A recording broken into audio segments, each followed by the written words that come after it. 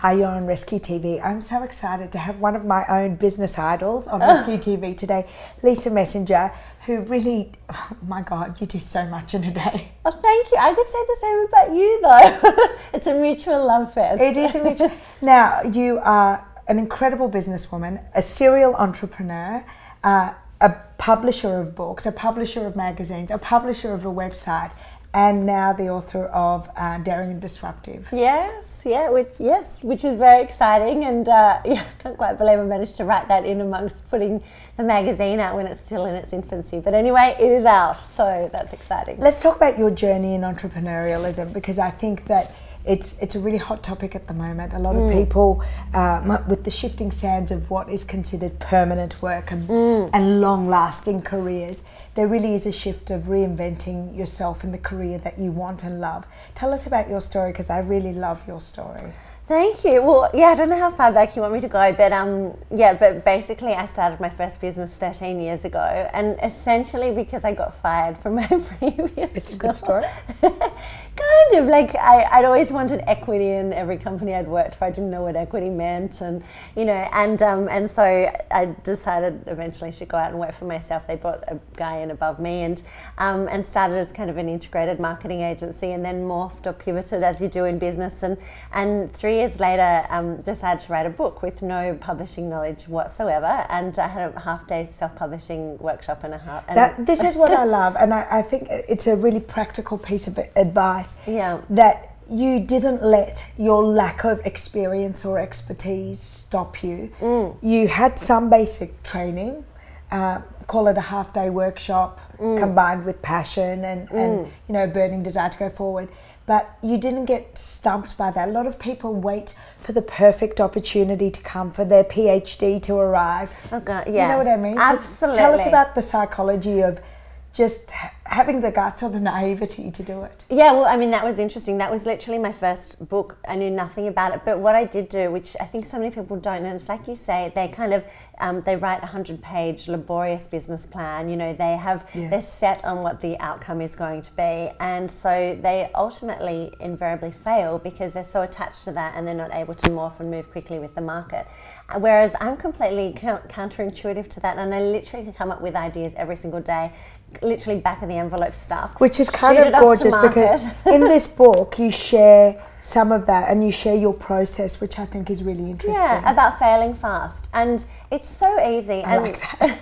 And something I said to someone the other day, and this is probably putting it into practical terms, is a friend of mine who's an amazing business person but was a bit stuck, and he said to me, I don't know what I want to do next. And I said, what do you love? And it's literally this simple. And he said, I love food, I love travel. I said, where specifically? He goes, Bali. I said, would you like to run foodie, tours to Bali? He said, that would be amazing. Now, this is my way of thinking. I said to him, put it on Facebook or Twitter or wherever your social media platform of choice right now, who would like to do foodie tours to Bali? And I said, that is as complex as my business plan gets, literally. He's like, are you serious?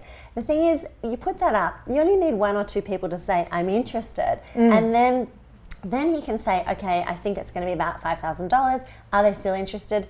Tick, tick. Okay, now I'll actually find out how I'm going to make it happen. And the thing with me is, I have a number of different businesses, and the only reason I think things like the collective are actually working is that so many of them have failed before, but I've failed very, very quickly. So when you fail, talk us through what happens to, a serial entrepreneur who is, moving fast. We talked about this before, it's fast. Yeah. You have got to be able to process information and make decisions quickly and effectively. Motivate your staff, motivate yourself, move things forward. Yeah. What happens when you trip over? What happens for you when you trip over? I think it's a matter of, what I've learned is the art of, I think, surrender and detachment from outcome, which is hard. I'm innately a control freak, so it's taken me a lot of years to be able to let go. But for me, it's about, things are going to change all the time. We can't control things, I can have an idea and a big lofty vision and,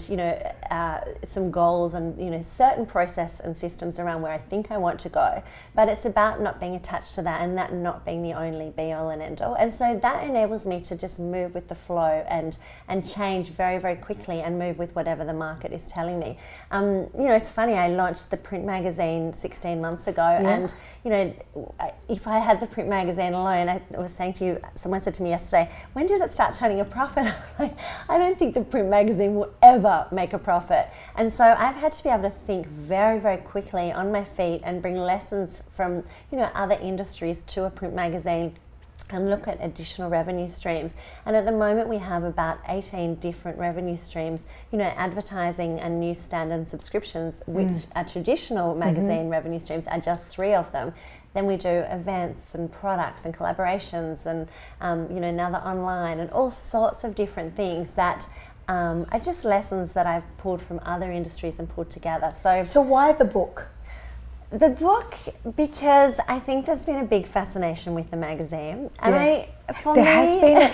Look, on the industry side, there really has been, because it is exactly the title of the book, Daring and Disruptive. I've never worked for a magazine. You know, none of my staff until Asha, who started about 6 months ago, and I've now got, I think, 17 internal staff and, you know, whatever, 70 plus writers around the world, but none of my internal staff apart from Asha have ever worked for a magazine.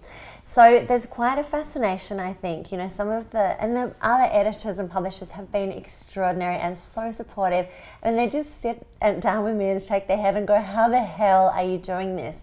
And the reality is... And doing it well. Oh, thank you. No, it's fresh, it's good, it's always current, and you seem to pull a, you know, rabbit out of the hat. I think for me, I'm just an entrepreneur for entrepreneurs. And coming back to your question about why the book, I think I made a very conscious decision to live my life very much out loud and purposefully, and just being kind of little old daggy me from the middle of nowhere in the country who's very happy in my Ugg boots and my ripped jeans and with my dog every night. And, you know, I have a pretty simple, I mean, a pretty freaking amazing lifestyle now, but a pretty simple life. And my whole thing is about anything's possible. And so as there became more and more of a question about, you know, how have you done this, I just wanted to share that. And you do, you actually really, you deep dive into sharing. Thank and what you. I like is, you'll love about the book, is that it's one of those books that you don't, I was saying to you, you don't just finish and put away.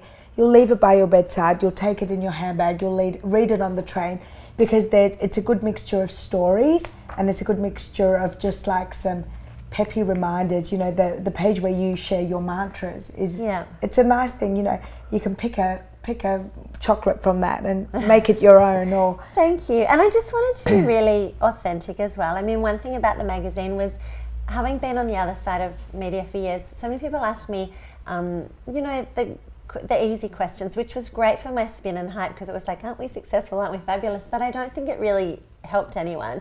And so with the mag, I try and get, you know, the story behind the story. And so in writing Daring and Disruptive, I had to be really authentic and dig quite deep, which was hard. You know, I had to talk about, you know, my struggles with alcohol, and I talked about all sorts of things and how I've got to where I've got to.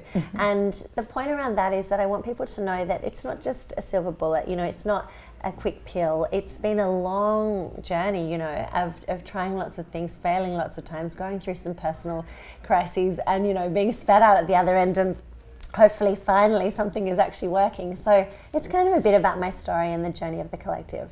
Well, if you want to have something that's going to be uplifting and also full of expert advice, I can't recommend Daring and Disruptive enough. And I really recommend that you take a subscription to the collective as well, because it's bloody good reading.